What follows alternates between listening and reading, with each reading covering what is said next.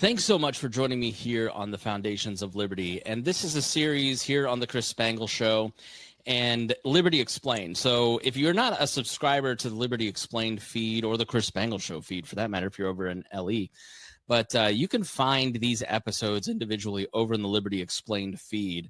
And that is a feed that for years we've been putting all kinds of content in that shares some of the basic foundational principles of libertarianism, like the non-aggression principle, and we answer a lot of questions. We did a series over time answering questions from listeners, and some, I think, important speeches from people like Marshall Fritz and David Bose. So you can go check that out over at Liberty Explained.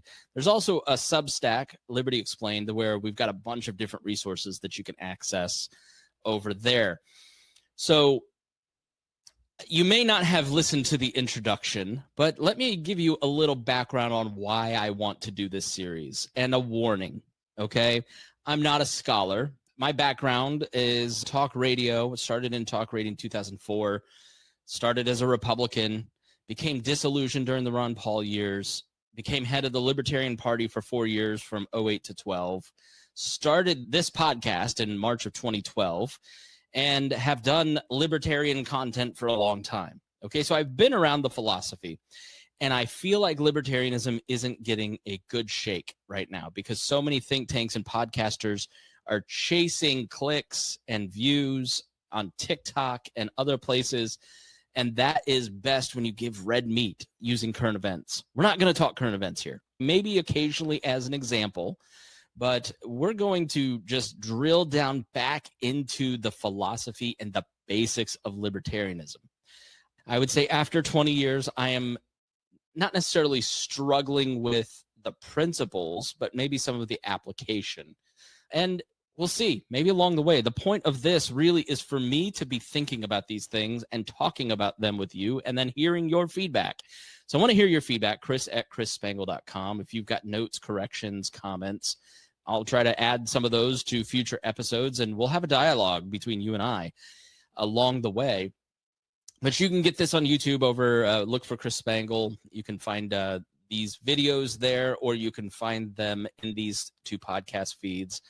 And the goal here is just purely to kind of deconstruct and reconstruct libertarianism in my life, in my mind, and think about these ideas, right? Like, let me give you a concrete example. Pornography, okay? I look at it and go, why should the state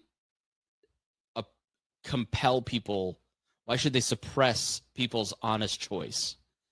But I think if you look at the last 30 years, can you say that people are more free or are they addicted, and has society been harmed by the proliferation of porn? I think porn really is a great evil. Like, if you really read research into it, look at it, how it affects the individuals involved in it, it's pretty terrible in a lot of ways. And I don't know that it's good for the common good. But there's that tension, the common good and libertarianism, which is allowing individuals to have liberty and dignity without state oppression or state control interfering in their voluntary cooperative exchanges, right? So the foundational principle of libertarianism is also often called the libertarian pledge, or the non-aggression principle, which is we seek social and political goals without using force, because government ultimately is monopolized violence. It is coercion. If you try to go against the government, they will bankrupt you or put you in jail. You have no ability to argue. I mean, there's more along those lines in the Liberty Explained feed. The Marshall Fritz conversation, I think, is a great explanation. This introductory episode is not just about that, but also some of these individual little core principles that kind of make it up, the philosophy. And as I said in the episode right before this in the Chris Spangle Show feed, I am coming from a place of some knowledge and some expertise. I want your feedback, right? But I want you to take these ideas, wrestle with them, research them on your own, and don't just take me as the gospel of libertarianism. And secondly, it's basically a love letter to the philosophy that has given me so much. As I think it's not gotten a fair shake, I want to make like a statement of, here's what libertarians have traditionally believed, because it has been morphed over the last decade. Here's what libertarianism is. It is a static, constant philosophy by which we judge our own beliefs and modern political contexts.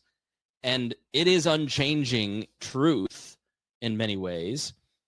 And like the ability and right of individuals to have the right to choose their own path without government interference, I think is the foundation of the natural rights tradition, which is the foundation of the American government, which I think both parties have wildly corrupted.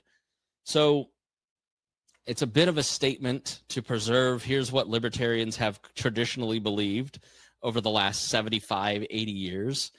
And even where I disagree with it, here's what it is. And here's where I disagree with it. And here's why I think, where it's succeeded and failed. So, and it is specifically beginning the year before America 250, the 250th anniversary of the Declaration. Because as that anniversary approaches, I want to think about, where have we been as a country? What does it mean to be an American? And where are we headed? So that's just to kind of set all this up for you. This is really about the basics of libertarianism. The goal of this is to rediscover the power of liberty and to build a more prosperous, peaceful, and free society. I tend to think the Republicans and the Democrats have many different shared goals with a libertarian, and there are many things that both sides believe that are libertarian, and then there are things that they are wildly non-libertarian on. But I think in general, the way that I view it, and maybe this is naive of me, but I tend to think that most people in their heart want more freedom for individuals. That idea has been under attack the last few years, starting with the pandemic. For sure. But that has traditionally been one of my beliefs, that everybody really wants prosperity, they want peace, and they want to have the ability to self-actualize without other people's worldviews and realities impeding on their own. So we've talked about those building blocks of liberty, right? It is individualism, individual rights, spontaneous order, limited government, free markets, the virtue of production, the natural harmony of interest, and peace. And some of those may make no sense to you, but that's what this episode is about. We're going to, here in the next few minutes, go over each one of these and explain them. So let's start with individualism, because it is the core of libertarian thought. Libertarianism is individualism, by and large. It is the belief that each person is unique, capable, and responsible for their own life. Okay, so what about the people who aren't? You reach out to your community and engage, because here's what I'd say. Like, we are all owed liberty and dignity from the government. That does not mean that we are all on an island. So I don't want you to take individualism to mean something that it is not, because we all need community. And we have something called the threefold social order, which Rudolf Steiner talked about, which is you have the government sphere, which tries to solve problems through force. You have the business sphere, which tries to solve things through profit. And then you have civil society, which tries to use compassion to solve problems. And as the business and government sectors merge and take over every aspect, it weakens and atrophies civil society. And libertarians really believe that most things ought to be solved within the realm of civil society. That limited government creates optimal abilities to create wealth and to also serve people within your community. And so as we do more within government to solve things like homelessness or people who have severe health issues, as government takes up more resources to solve those problems more inefficiently, it atrophies civil society, where you have real relationships being formed to solve those problems, because people are compassionate towards others. So I don't want you to think that individualism is every person just like Ted Kaczynski moves to a cabin. It's quite the opposite. It is engaging with each other in real dynamic ways to solve problems together. And unlike collectivist ideologies, which prioritize groups, libertarians see society as a collection of free individuals, each with their own ambition, talents, and goals. So we reject grouping people based on ethnicity, religion, income, whatever, and then crafting policy around those. We really want to think about government policy, because so much of libertarianism is about restraining the government sector and encouraging business and civil society. Collectivization of groups often leads to more government. History has shown that societies that value individual freedom, where people can think, speak, and act independently, are more prosperous and innovative. You may have seen this great image of North and South Korea, right? So North Korea is completely dark and South Korea is lit up. And that's because South Korea values individual freedom, where people can think, speak, and act independently. North Korea is a collectivist society. Another example is the American Revolution was the triumph of individual rights over monarchy, proving that people, not rulers, should determine their destinies, because people were invested in the cause versus a collective top-down army that had no passion. So why does it matter?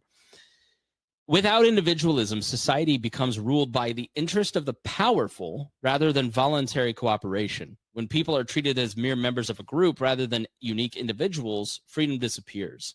And you may say, well, look, we've got a technocracy, a neo-feudalism creeping in because of these tech billionaires. They can only do that because they're able to buy off the government to use the force that government provides to solidify their position. And as you decrease the power of the government sector, you increase the power of civil society, which decreases and checks the power of rulers, right? So the power of a presidency is checked by markets. It's checked by universities. It's checked by media. It is checked by individuals in the vote. It is checked in a million different ways, which is why presidents like to attack those institutions, because it limits their ability to be autocratic. So let's move on to number 2, and that is individual rights, the protection of liberty. And libertarians believe that rights are not given by governments. They are inherent to human beings. Our next episode will be about rights, and we'll talk a little bit more about this. But natural versus legal rights. Libertarians follow John Locke's arguments that people are born with life, liberty, and property, which government must protect, not grant. And the Declaration of Independence reflects this, stating that rights are unalienable and not subject to government approval. You do not have to submit things to a government censor if you are a late night TV show, because you have a natural right to be unimpeded by the government, and the marketplace will check you by decreasing your ad revenue and your viewership, so therefore you get canceled. So that's natural versus legal rights, or positive rights, as legal rights are sometimes called. And an example is the abolition of slavery in the civil rights movement, where fights were restored natural rights that had been denied to Black Americans, proving that government can take away rights, but they cannot erase their existence. You cannot deny people like women and Black men and women the vote for long, because eventually they will fight for their rights, because that coercion is intolerable. So why does this matter? If rights come from government, they can be taken away. Recognizing natural rights means defending freedom against tyranny. So we don't want to empower the government to take away individual rights, because that means everything's on the table. Your right to defend yourself with firearms, your ability to, why did America have such a different experience during COVID? Why did red states versus blue states have different experiences versus COVID? Because a lack of arms in China means the government can do to them whatever they want, and an armed population in America means the government is limited. So the government cannot infringe on your right to self-defense in the face of government.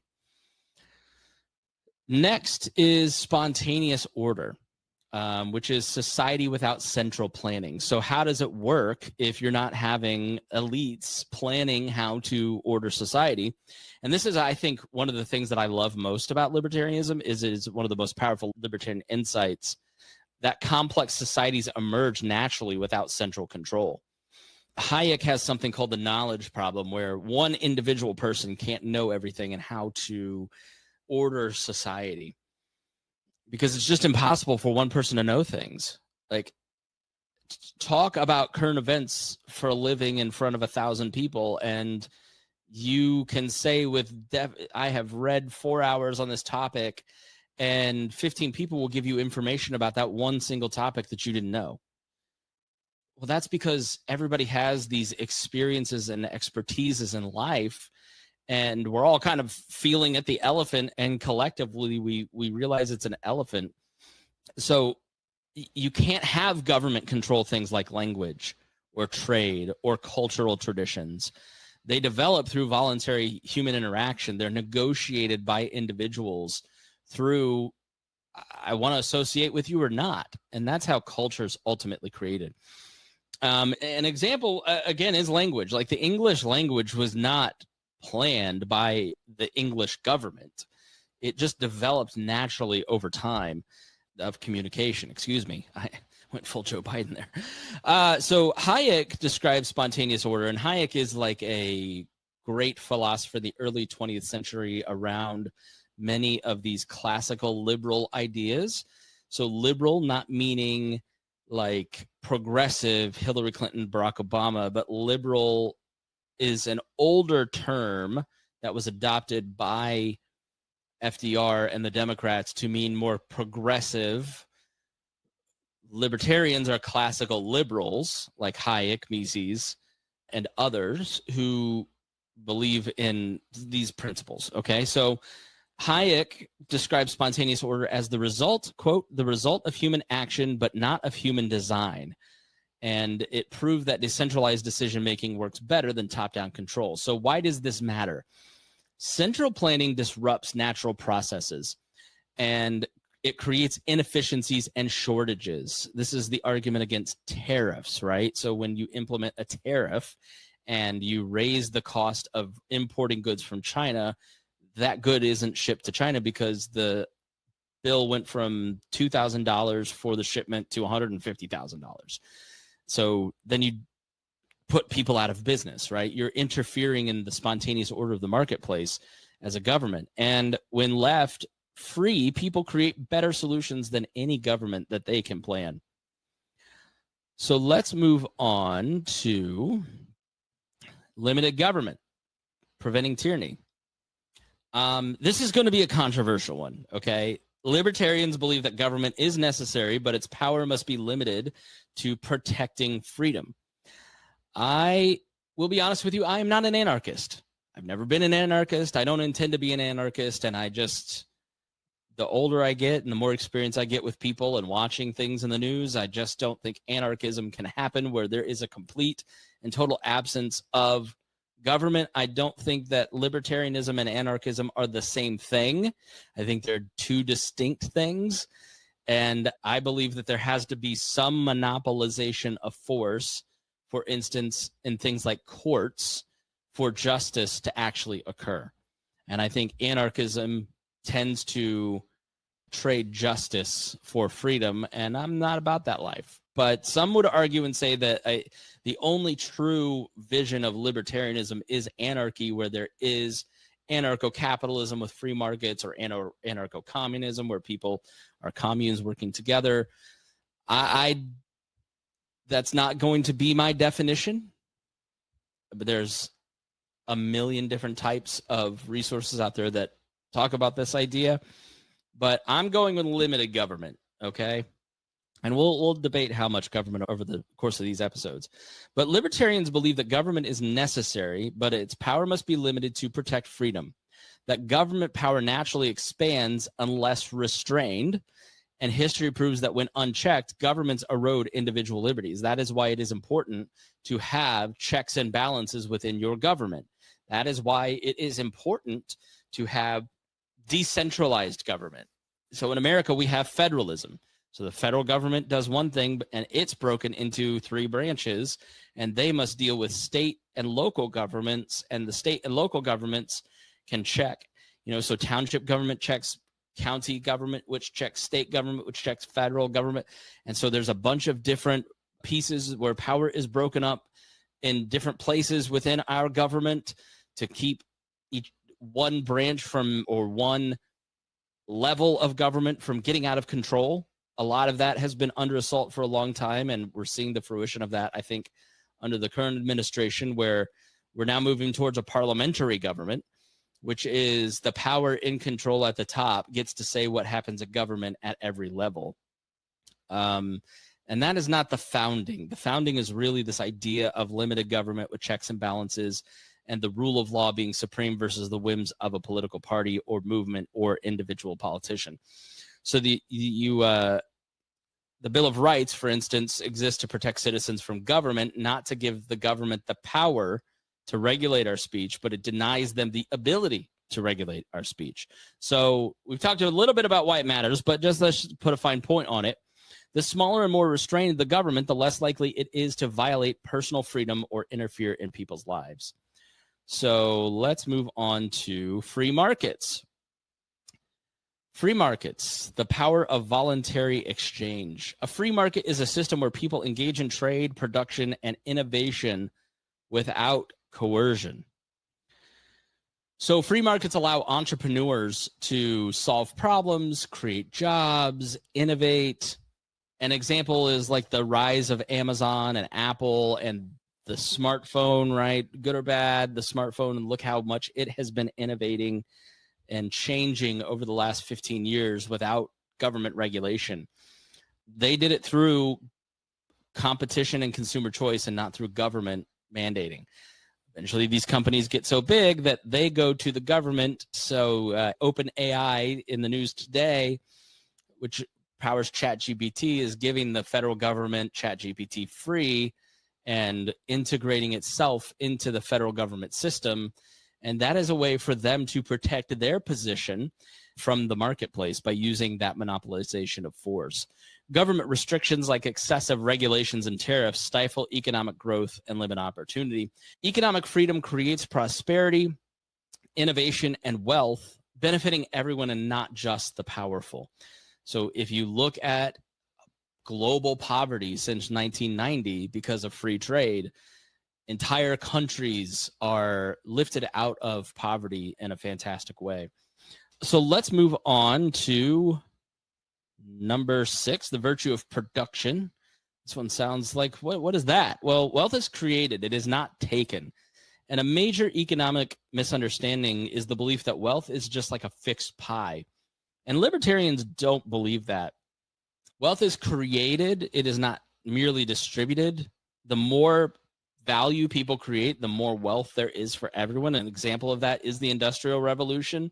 It lifted millions out of poverty by not taking wealth, but creating new industries, jobs, opportunities, non-cultural organizations that still exist. And obviously there's good and bad to these things. There's trade-offs to that. And we'll talk about some of those trade-offs in the future. But why does this matter? When production is rewarded, prosperity increases, because property rights are a foundational principle of libertarianism. When you own it, you care for it more than if it is in the public sphere. Collectivist economies that focus on redistribution rather than production end up stagnating. So let's move on to the natural harmony of interest, cooperation over conflict. And many political ideologies assume life is a zero-sum game, that one group must win at another's expense, and libertarians don't agree with this at all, arguing that free societies create mutual benefit. An example is global trade, right? It has reduced poverty across the board and created peaceful international. Yes, there have been wars that we kind of started since World War II, but great power politics created far more wars over the last 100 years or 75 years that has been largely built on free trade. And a lot of this is under discussion, but I'm planting my flag firmly on it is good. This is the Christian idea of solidarity. It is good when other people who are in other countries or of different ethnicities or religion are freer, more prosperous, more harmonious. We're trading with them. We're voluntarily cooperating with them because that is good for their soul. That is good for our soul. government intervention in the marketplace, in foreign affairs, often creates conflict by forcing people into power struggles over control. It matters because when people are free to cooperate voluntarily, everyone wins rather than fighting for government-controlled resources. So our last big principle is peace, the true path to prosperity. And it is closely tied to economics and spontaneous order, the virtue of production, free markets. Peace is important because war expands government power. It erodes freedom and benefits only political elites. Libertarians talk often about defense contractors and how that incentivizes death and destruction. And I think we've seen that so concretely in the recent conflicts where America may not be a direct participant, but they're a participant in a very sad way in just helping destroy other countries, cultures, peoples.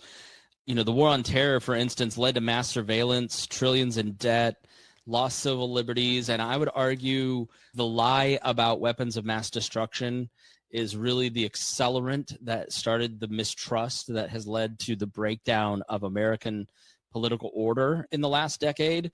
The war in Iraq specifically, I think Afghanistan was a war that needed to be fought.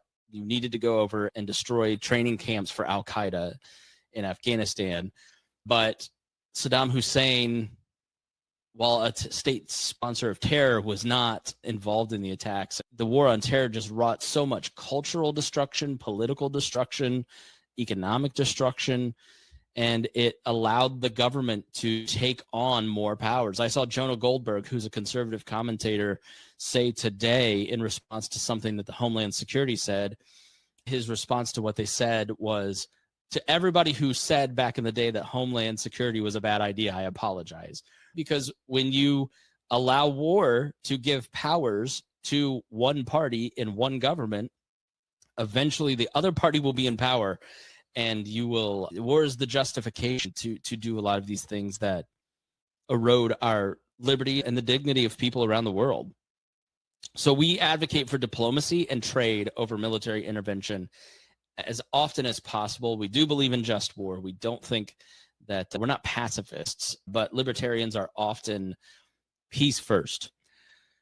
The conclusion here is that these values aren't just theories, okay? They shape societies, economies, and individual freedoms, and they have for many, many, many, many years. And these are values that you've got to continually talk about and share and think about, so that we continue to have this experiment of limited government and prosperity and freedom, because it can erode really quickly, can it? We're living through it. We're watching it. And that is not a commentary just on one presidency or one party. It is, the centralization of power in the executive branch has been a long project. And I think over the last few administrations, we've seen things happen that we never would have expected in 1985. Or 1995. So you've got to think about these ideas, share these ideas, and wrestle with them, right? As we talked about in the beginning. This is what libertarians believe. You don't have to buy into, we're not going to get into the debate of like, are you a libertarian if you don't agree with peace, okay? There's the no true Scotsman fallacy where, a group devolves into arguing over who's the true holder of the ideology. I've never bought into that. I think you can call yourself a libertarian if you agree with most of these things, and you will wrestle with some of these things over time, and it's fluid and it expands. These are principles that you will see bear out scrutiny, and that the general principle of peace is better for peoples and nations. The general principle of free markets creates more prosperity than collectivism. Giving people autonomy over their lives creates more peace and voluntary cooperation and less conflict culturally than centralizing power. These are principles that as you bend towards them, you get better outcomes than if you bend towards collectivist planning. That is not to say this is a utopian vision of society. I'm a Christian. Every person within their heart is sinful. They need to be redeemed by Jesus. and every institution is created by individuals. Every politician and every political institution is created by humans. Every church is created by humans. And within that, there is fallibility. There will be suffering in this world because of the fall of man. And there is no perfect solution. Arguing over socialism versus libertarianism versus conservatism versus progressivism and what is the best way to get to perfection on earth, I think is a flawed idea. What political ideology, though, creates less suffering and empowers more people to be prosperous and harmonious? That's what I'm after. I'm not Pollyanna who just thinks that if we do all of these things and we get to this point, then everything's going to be awesome, because that's not the case. There are trade-offs in capitalism. Private equity is gobbling up institutions and businesses and housing and making life worse for us. But does that mean that we need government ownership of housing to keep private equity out? No. So there are problems and flaws inherent in any system. And so I want to leave you with saying this is not a perfect ideology, nor am I arguing that. There is human suffering at the hands of any private, government, public institution because they're run by human beings, which is why Christians like me believe in the redemptive power of Jesus to come in. And God created earth, God redeemed the earth, and we as Christians are called to be redemptive along with it. And what political ideology empowers us with the most resources to redeem the earth, to bring about prosperity, harmony, and peace? And that's why I am a libertarian, because it's Christians first. Like, the foundation of Christian political thought is the Imago Dei, that every person is valuable, that you are loved, you are deserving of dignity, you are deserving of liberty, you are special. You are not worth less. You're not worthless. You're not property of other people. You are a valued human being. And that's why the Christian Revolution brought about the end of slavery. It brought about the end of murder without consequences. It brought about women's rights and opening up society to every ethnicity and religion. Libertarians want to preserve that, to not allow evil people to have that monopolized violence to use against others. So that is the foundation of how I view things. You may agree, you may not agree, but hopefully some things were stimulated and that you'll find this interesting and to share it. I think that would be really helpful if you found this helpful. And I'd love to get your feedback. Chris@chrisspangle.com. Send me an email, leave a comment. Love to talk to you soon. Thanks for joining us here on the Chris